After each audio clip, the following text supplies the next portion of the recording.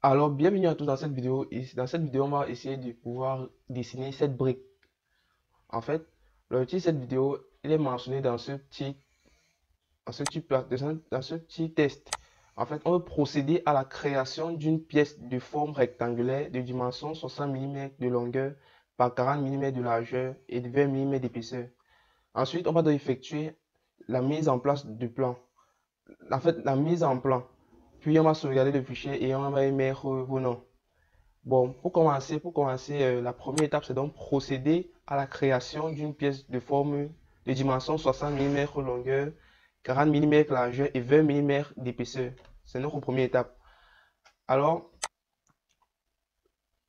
comme vous voyez, voici ce qu'on va obtenir à la fin, mais pour que nous puissions être ensemble, je vais recommencer entièrement le dessin. Alors, lorsque vous arriverez sur SolidWorks, généralement, ce que vous allez faire, vous partez sur Nouveau. Quand vous allez sur Nouveau, ceci apparaît. Alors, il y a deux cas. Peut-être vous êtes directement entré, vous allez cliquer sur l'icône de SolidWorks sur le bureau. Alors, directement, vous aurez atterri ici. Et si vous atterrissez ici, donc, vous venez là, vous cliquez sur pièce, vous assurez, une fois que c'est bien mentionné pièce, et là, vous pouvez vous appuyer sur OK. Là, c'est une spécificité à mon ordinateur. Ce truc, en fait, c'est parce que j'ai modifié certaines options sur mon ordinateur. Chez vous, je pense que ça va passer tout crème. Et en fait, si ça ne passe pas directement, au pire des cas, vous verrez comment vous appuyez sur OK comme moi et ça va passer. Une fois donc que cette, euh, une fois donc que cette page s'ouvre, n'est-ce pas? Comme vous avez dit, nous voulons dessiner une brique de 60 par 40 sur épaisseur de 20. Alors, nous allons tous d'abord commencer par réaliser un rectangle. Pour ce faire, nous allons tout d'abord partir dans la fonction base brossage extrudé. En fait, lorsque vous réalisez une pièce qui a une épaisseur, généralement vous utilisez cette fonction aussi, parce qu'elle permet de créer des pièces avec des épaisseurs. Là maintenant, vous choisissez le plan selon lequel vous voulez dessiner. Vous pouvez choisir, si vous venez là, vous pouvez cliquer ici, soit plan de face, soit plan de dessus, soit plan de droite. En fait, moi je veux le plan de face, je vais ici, je clique plan de face. Alors, je viens et clique là. Maintenant, une fois que je suis bien sur mon plan de face, on voit bien que on a X qui va vers la droite et Y qui va vers le haut et Z qui est le point qui sort de notre écran. Ensuite, donc, nous partons maintenant, je vous ai dit, on va réaliser une brique. Si on veut réaliser une brique, on va d'abord partir sur rectangle. On passe sur l'outil rectangle parce qu'on va dessiner un rectangle donc. Et la meilleure façon pour moi de réaliser un rectangle, c'est d'utiliser ce type de rectangle. Rectangle par son sens. Là, on vient appuyer, on fait clic gauche pour choisir cette option de rectangle. Là, lorsqu'on choisit ce rectangle, en fait, pour dessiner, la première des choses, on appuie, la première position, on va cliquer, ça sera la position du centre de notre rectangle. Et l'autre position, ça sera l'extrémité. Donc, je viens de faire un clic gauche, j'écarte, je fais un clic gauche, j'écarte vers la droite et je fais encore un clic. Là, j'ai mon rectangle. Une fois que j'ai mon rectangle, l'objectif est maintenant de pouvoir mettre les dimensions requises sur ce rectangle. Alors, je pars sur cotation intelligente. Et là, maintenant, je donne une longueur de 60 comme on l'a dit précédemment. Je mets, là, je mets 60, plus ancré. Et je viens là, je mets 40.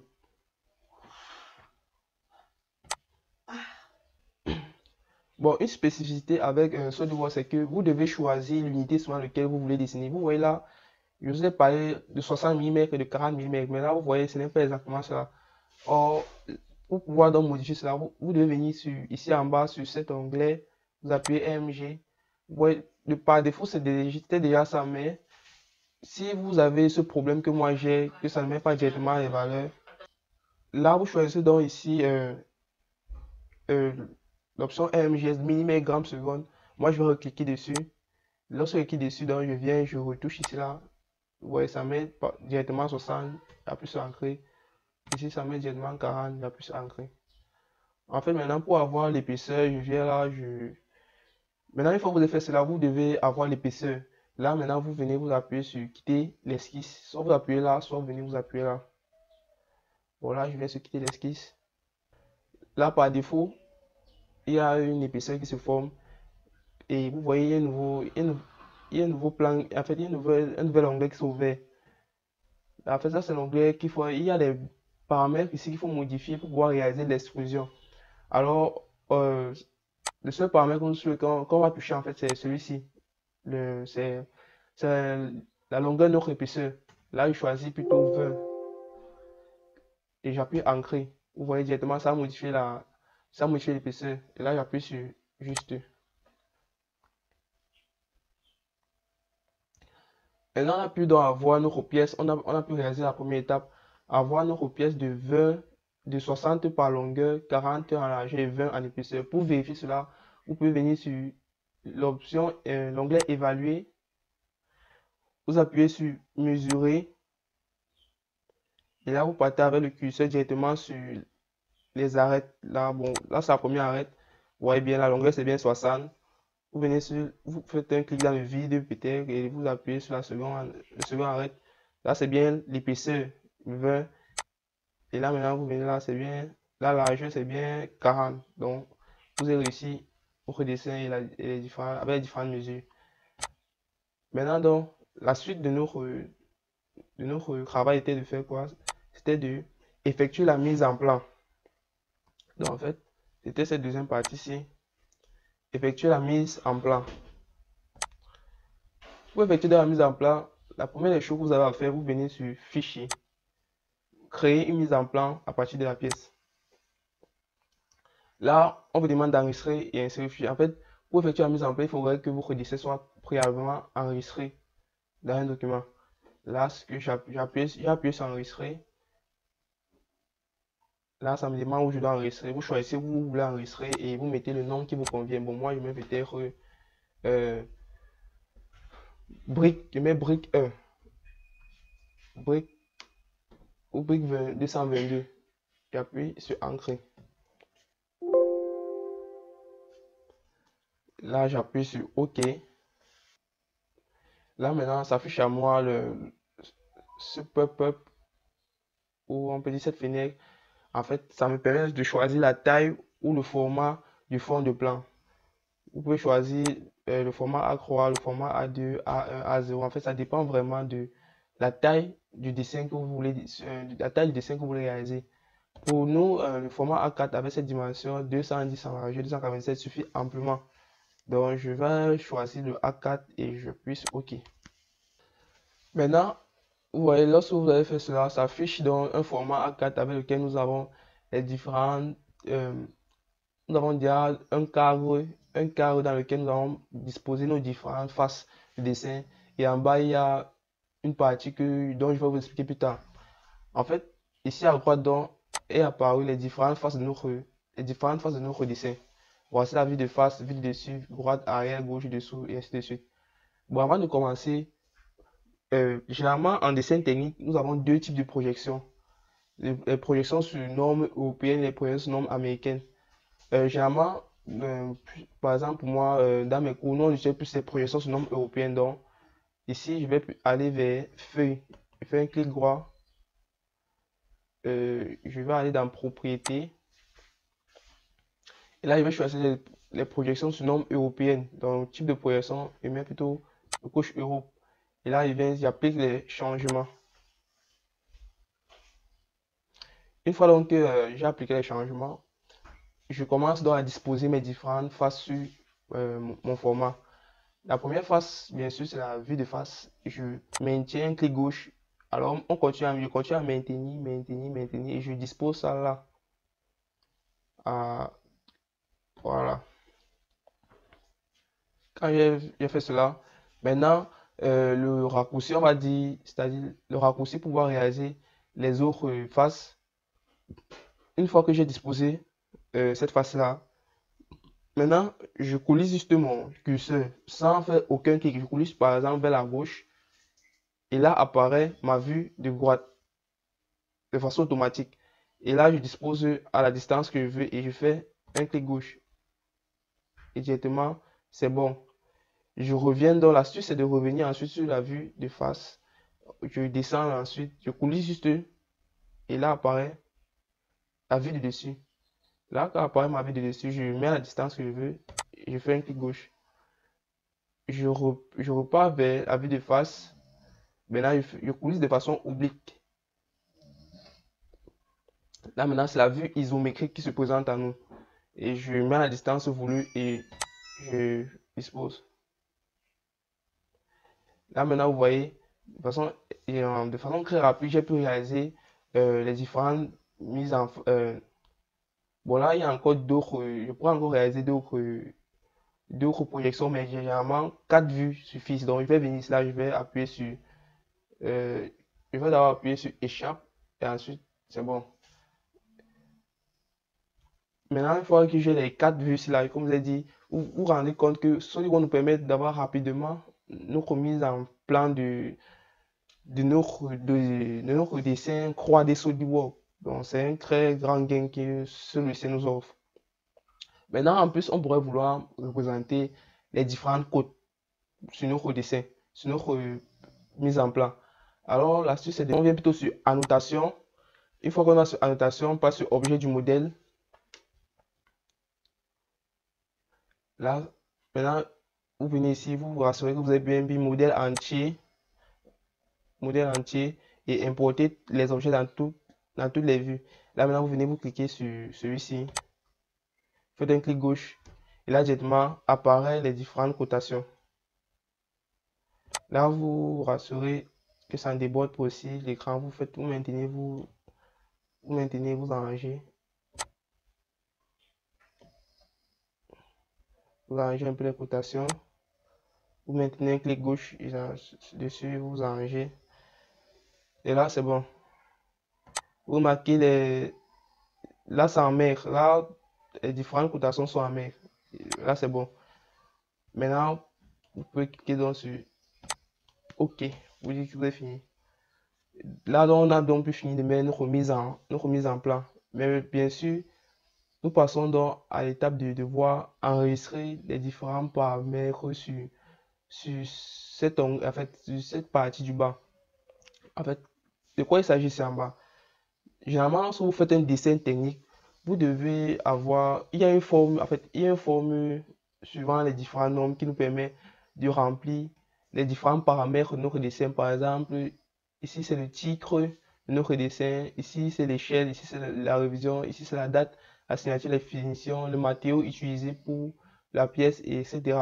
Donc ça sert vraiment à vous de connaître ce que vous voulez mettre ici dans ces rubriques-là. Je vais juste vous montrer comment est-ce que vous pouvez donc remplir ces différents champs. Pour remplir ces différents champs, déjà vous zoomez comme je l'ai fait pour pouvoir avoir une bonne vue.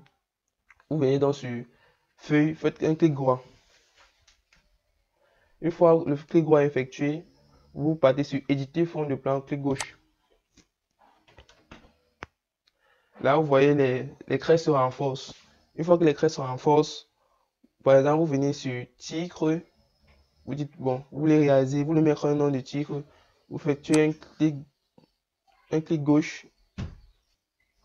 Apparemment, c'est même un double clic gauche que vous voulez réaliser. Maintenant, vous mettez le titre du dessin comme vous voulez. Par exemple, moi, je mets brique en majuscule. Quand vous mettez brique en majuscule, maintenant, vous pouvez éditer, vous pouvez essayer de faire une mise en forme de ce mot. Vous choisissez d'abord tout le mot. Une fois que vous avez choisi tout le mot, en maintenant clic gauche et en allant vers la gauche, vous pouvez donc venir faire une mise en forme. Vous appuyez sur A pour par exemple changer la couleur. A c'est pour changer la couleur de notre mot. B c'est pour mettre en gras. I c'est pour mettre sous forme italique. U c'est pour souligner. 24 c'est pour la taille, les différentes tailles de notre mot ou les différents caractères. Bon là je vais choisir par exemple, je vais dire cette couleur. J'appuie sur OK. On constate que la couleur a bien changé. Si je maintiens encore, je viens, je change, je mets bold, ça met en gras, je mets, ça a bien souligné, je mets là plutôt en italique, ça a mis en italique. Donc c'est vraiment votre désir. Et là ici, c'est les types de police qu'on peut avoir. Par exemple, je peux choisir courrier new, c'est New Greek. Et là, vous voyez ça encore changer de forme. Et là encore, c'est juste la taille. les différentes tailles que vous pouvez avoir. Bon, une fois que si vous maîtrisez au minimum la mise en forme sur Word, je pense que vous allez vous en sortir sur cette partie. Bon, je pense là c'est bon. Vous avez 18, ça vous met la taille qui correspond à 18 et vous voyez, ça va varier. Bon, en fait, une fois qu'on a fait cela, on se rend donc compte qu'on peut donc modifier tous les champs de notre partie du bas. En fait, lorsque vous connaissez ce que vous voulez dessiner, vous maîtrisez les paramètres de l'objet que vous allez dessiner, vous remplissez donc toute cette partie-là de la même façon que vous avez montré. Et quand vous finissez, vous venez, vous appuyez ici là pour sortir de là. Maintenant, vous voyez, ici, ça a bien changé le nom et on obtient la mise en plan finale. Maintenant, une fois qu'on a obtenu cette mise en plan finale, je pense que notre objectif a été atteint. Notre objectif est effectuer sa mise en plan. Et maintenant, par la suite, on veut sauvegarder le fichier et y mettre nos noms. Donc, pour sauvegarder le fichier, une fois que vous avez réalisé la mise en plan, donc, pour sauvegarder le fichier, vous venez sur Fichier, vous appuyez sur Enregistrer sous.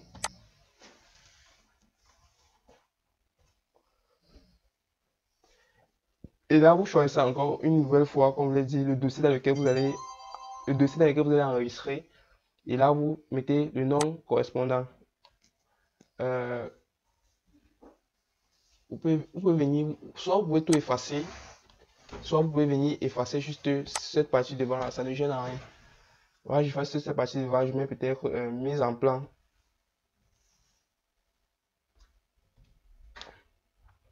Mise en plan, mise en plan 1.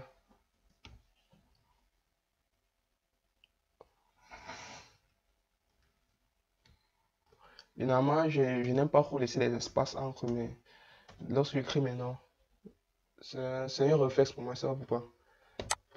On savait seulement du monde de la programmation. Bon, en fait, j'enregistre. Et là, donc, j'ai pu enregistrer. Là, dans la fin, on se rend compte, on a donc pu passer, on a donc effectué tous les étapes de notre exercice d'assignation. On a dessiné les pièces et on a effectué la mise en place, puis on a sauvegardé et on a mis le nom qu'on voulait. On obtient donc à la fin, ainsi dans les deux pièces que nous obtenons à la fin.